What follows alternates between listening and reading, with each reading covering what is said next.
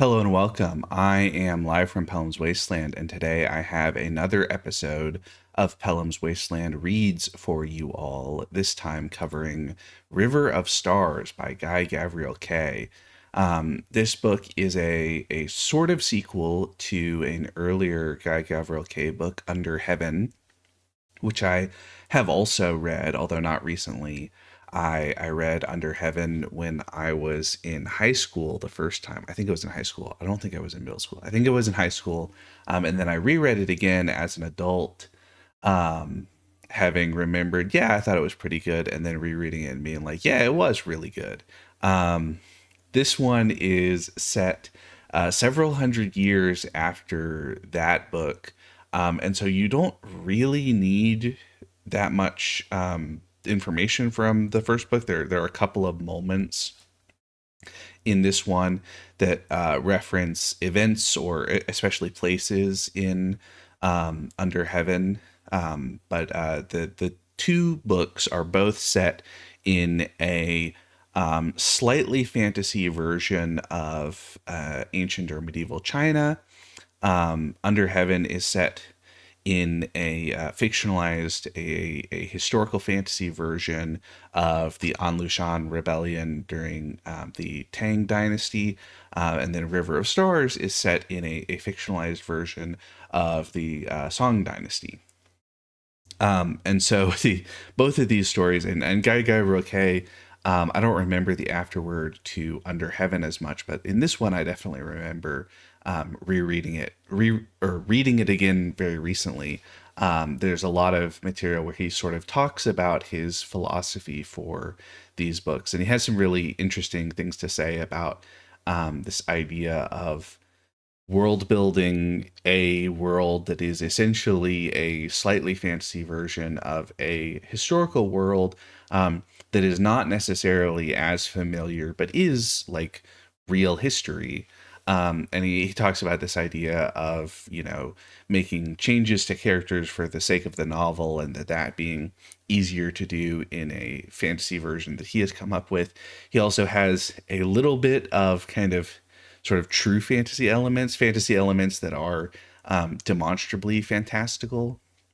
There are ghosts that show up and do some things, and there's sort of a question of, is that really a ghost? In this one, there's a little more of these kind of fantasy characters, spirits who uh, make their mark upon the world and things like that.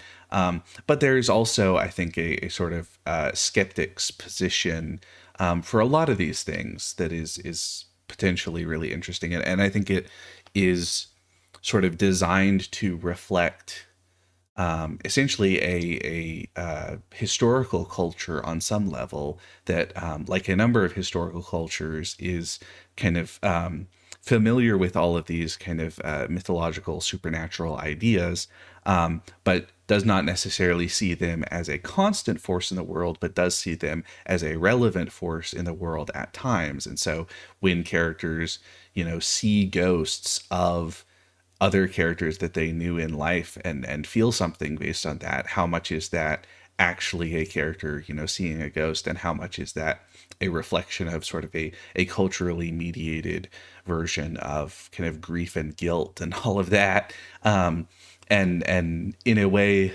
that presenting those as real ghosts is also sort of a way to capture something about the pre-modern world that the modern world largely has moved away from, right? And so which is all of that is sort of prelude to, I really like his style. I read a number of his books when I was younger, and rereading these, or in the case of this one, reading it for the first time, having already known about him as an author, is really fun. And I liked this one a whole lot. This particular period of Khitan history is troubled, shall we say. It is sort of in the aftermath of this moment of historical greatness that went sideways in the Anli rebellion in this history, the version of the Anlushan rebellion, um, and has as a result rejected a lot of the previous culture while trying to maintain a number of elements, but at the same time, there is a widespread kind of rejection of this sort of idealized martial virtue in favor of a much more bureaucratic, and a much more kind of non-militarized expectation of the world. This fear of civil war that has has sort of stricken the society in a way that is really transformative is a really central part of this story. Although I don't think you actually need to know what happened in the rebellion by reading Under Heaven in order to understand how this society behaves now.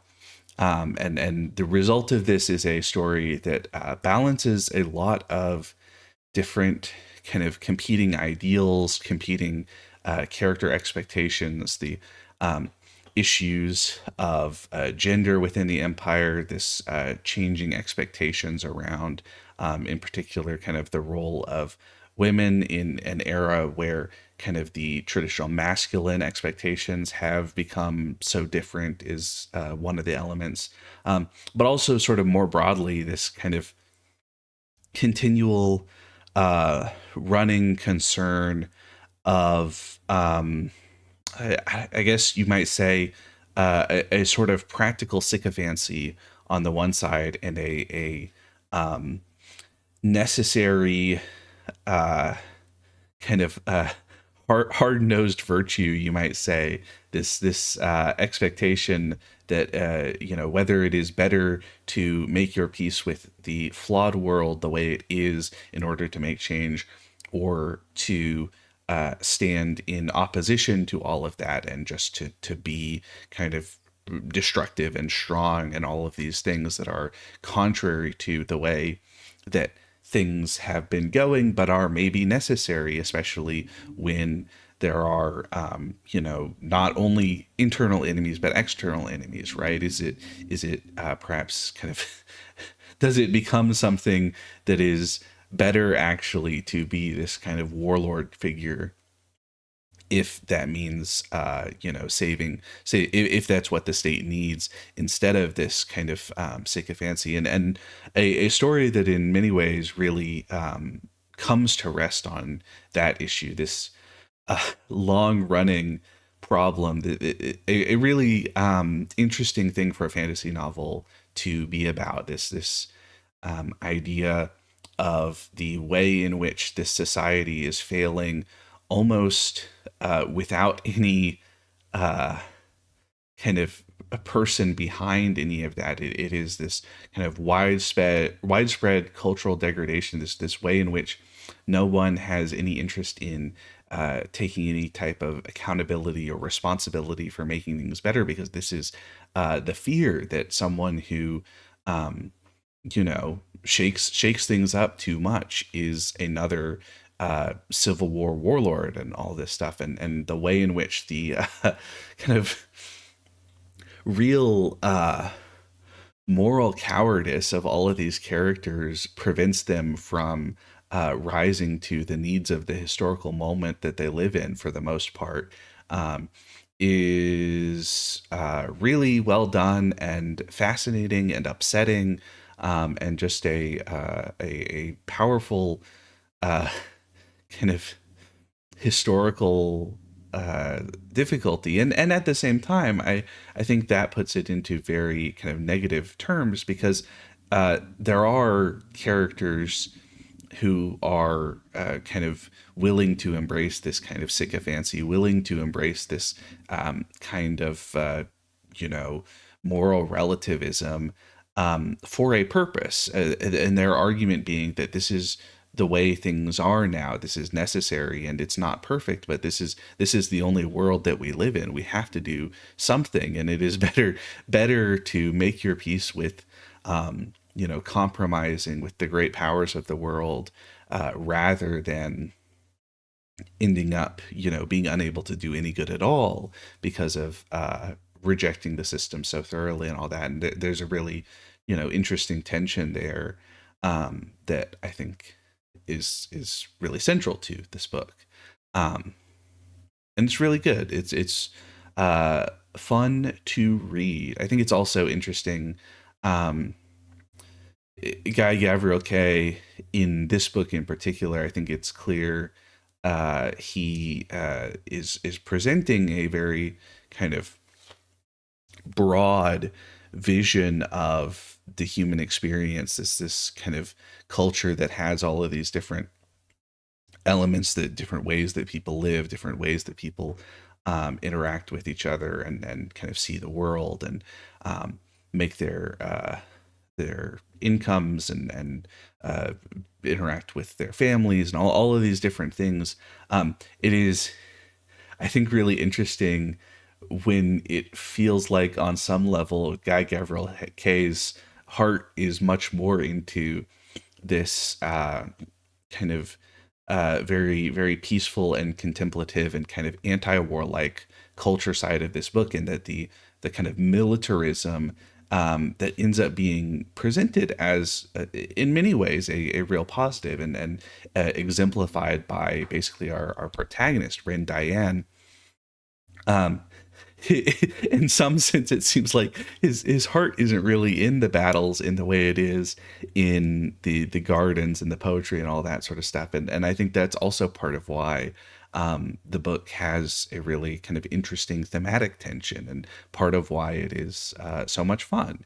In the same way, I think about J.R. Tolkien and his uh, real not necessarily kind of an extreme pacifist, but a real recognition of the horrors of war as a result of his own, living through the First World War, and living through the Second World War, but specifically fighting in the First World War.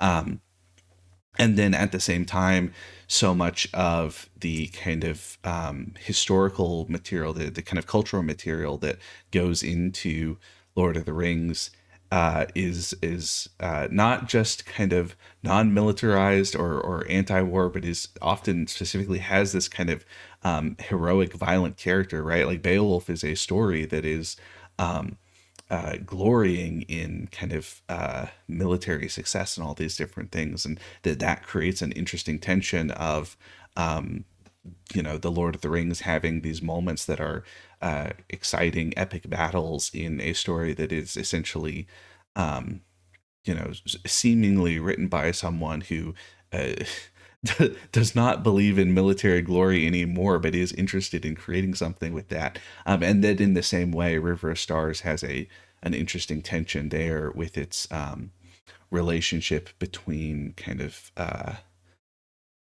a sort of non-militarized culture and a militarized one, which is interesting. It's part of why I think this book is fun to read. Um, so yeah, River of Stars by Guy Gavriel Kay. It's a historical fantasy book about ancient China that is really excellent. A whole lot of fun, and I encourage you to check it out. And if you end up liking it, or if you feel like you can't possibly read the second book in a series before the first one, you should also check out Under Heaven, because that's also a good book. But I think that is going to be it for me for today. So if you have any comments or questions, feel free to leave them down below. Otherwise, I've been live from Pellam's Wasteland, and I will see you next time. Take care, everybody.